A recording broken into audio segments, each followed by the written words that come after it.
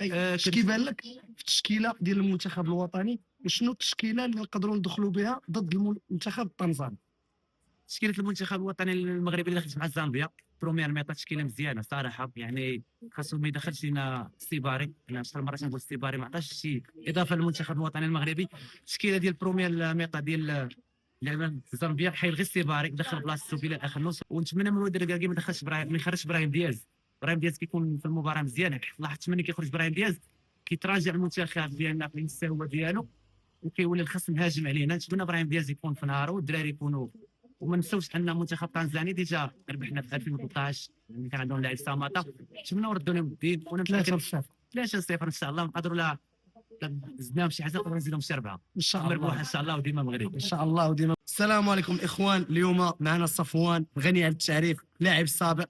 غنسولو على المقابلات ديال دور الثمن من كاس افريقيا وغيعطينا التوقع ديالو. مرحبا بك خويا صفوان. شكرا على الاستضافه اخسيمو.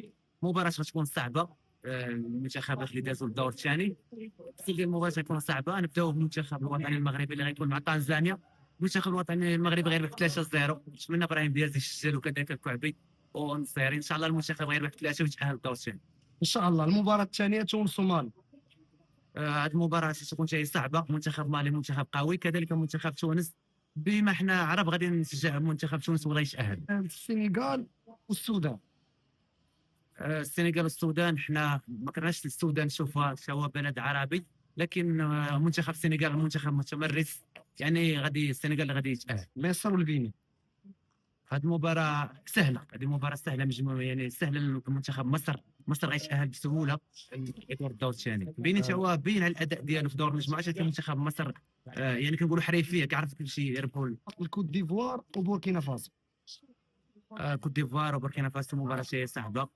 كوت ديفوار فريق متمرس، هو اخر واحد اللي فاز بلقب كاس افريقيا. انا كنقول كوت ديفوار هو غادي يربح. بالنسبه للكاميرون وجنوب افريقيا، مع العلم ان هذه الفرق نقدروا نطيحوا معاهم.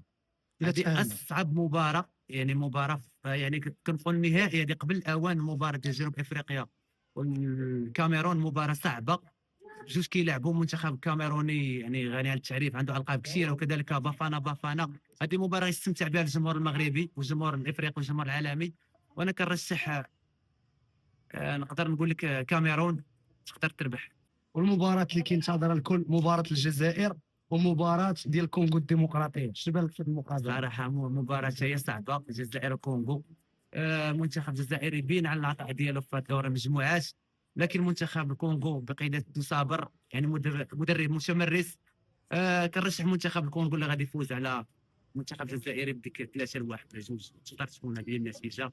ما كرهناش الجزائر ولكن المنتخب الكونغو يعني منتخب صعيب يقدر يمشي بعيد في هذا التدهور. المقابله الاخيره مقابله نيجيريا والموزمبيق. صراحه هذه مباراه سهله للمنتخب النيجيري، اوسيمين ولقمان يعني في حد ذاتها مباراه سهله غيدوز، يعني كما نقولوا بالعربيه غيدوز بعينهم مغمضين غيدوز.